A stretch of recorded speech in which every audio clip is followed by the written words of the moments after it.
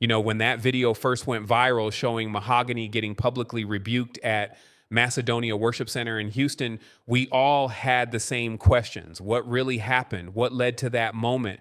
Why did it seem so harsh over what looked like a simple greeting? Well, Mahoganee finally broke her silence in an interview with Larry Reed. And let me tell you, the story she tells is going to change how you see that entire situation.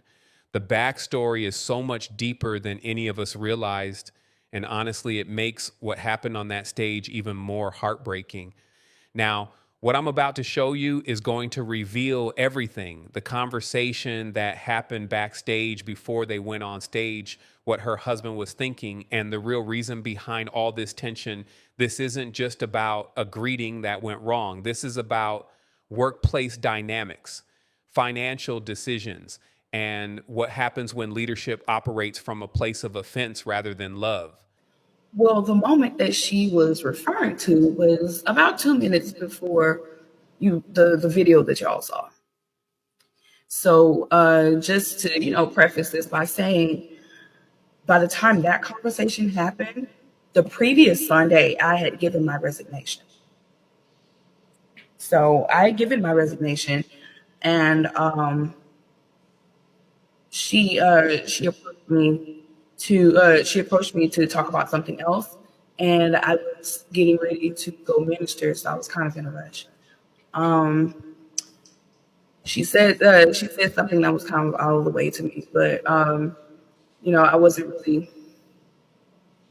really interested in talking about it. So, what was it she said to you out of the way?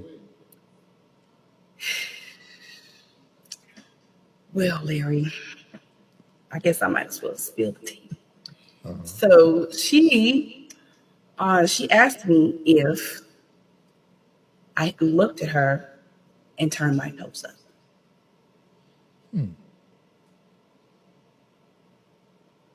So she felt as though you had looked at her and turned your nose up. Yes. Was that true? No.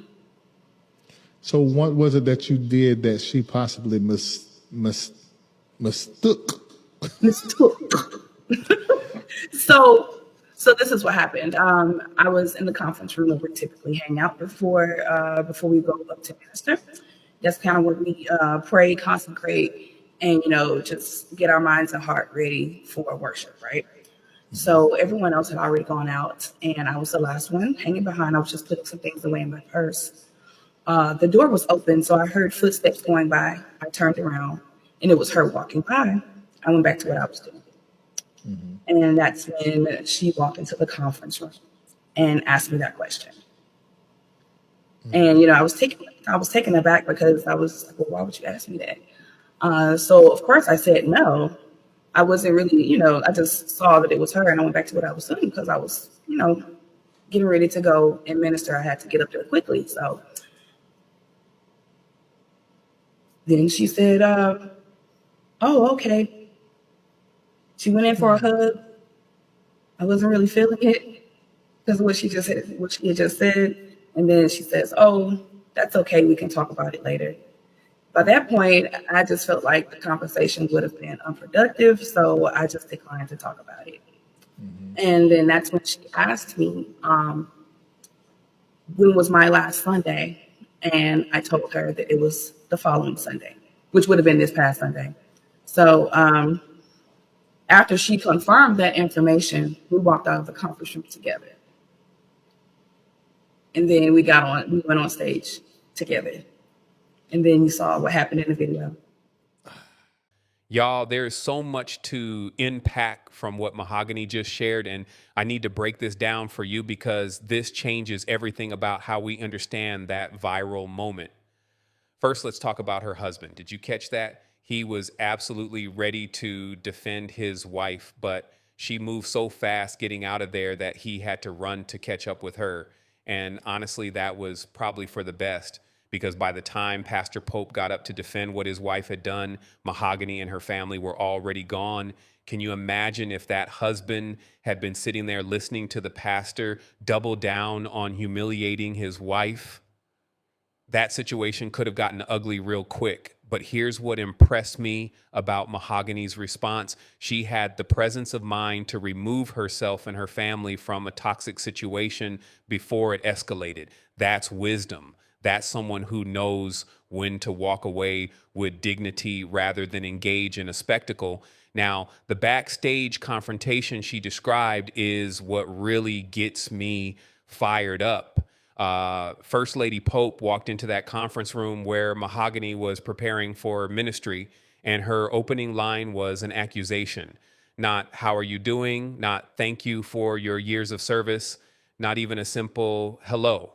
She led with, did you look at me and turn your nose up? Think about the psychology behind that for a minute. This woman was already looking for a reason to be offended. She was already primed to see disrespect where there wasn't any. Mahoganee was literally just putting things in her purse, getting ready for service, minding her own business. But in First Lady Pope's mind, even a casual glance somehow became an act of defiance. This is what happens when leadership starts operating in a spirit of paranoia instead of love. When you're looking for offense, you're going to find it everywhere, even when it doesn't exist. And what's tragic is that this confrontation happened during what should have been a sacred time of preparation before ministry.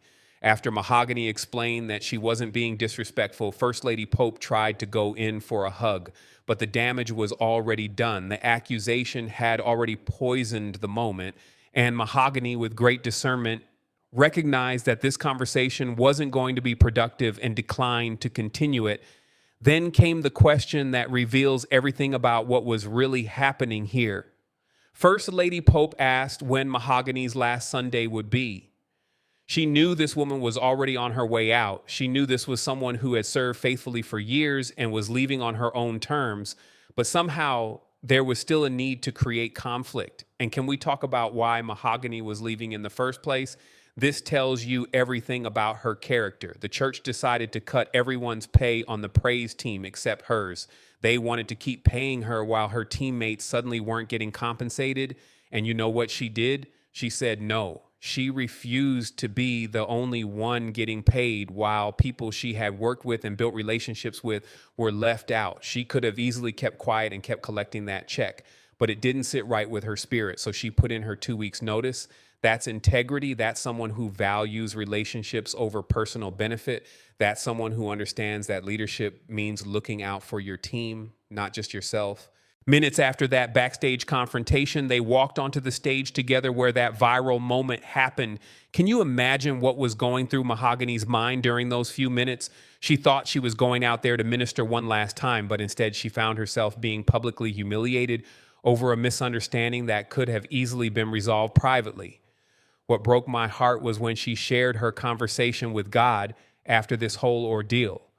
The vulnerability in her voice when she said, "Why me and why like that? Why so publicly for all the world to see?" Those are the honest prayers that come from a wounded heart. Those are the real questions we ask God when we're hurting and confused and can't understand why something had to happen the way it did. But you know what I love about God? He has a way of taking our most painful moments and turning them into our most powerful platforms. That same technology that broadcast Mahoganee's humiliation has now given her a voice to reach thousands of people. The same viral moment that brought her shame has connected her with a community that sees her heart and wants to support her journey. What the enemy meant for harm, God is turning around for good. The response to Mahoganee's story has been overwhelming. People are sending donations, sharing words of encouragement, and many are opening up about their own experiences with toxic church leadership. This conversation needed to happen. Too many good people have been silenced or pushed out of churches for reasons that had nothing to do with their character or calling. This whole situation raises some serious questions about how we do church, how we handle conflict, and how we treat the people who serve faithfully in our ministries. When someone gives you years of their life, when they try to leave with grace and dignity, how do you respond? Do you honor their service or do you make them an example? One detail that really stood out to me was that the pastor and first lady never even reached out to apologize after this went viral. Not a text, not an email, nothing. that tells you everything about the heart posture we're dealing with here. When you publicly humiliate someone and the whole world sees it, and you can't even find it within yourself to privately acknowledge that maybe you handled things wrong, that's a problem.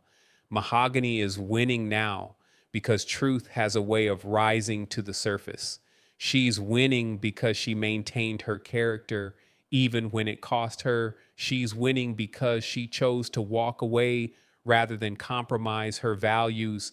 And she's winning because God has a way of turning our wounds into wisdom and our mess into our message.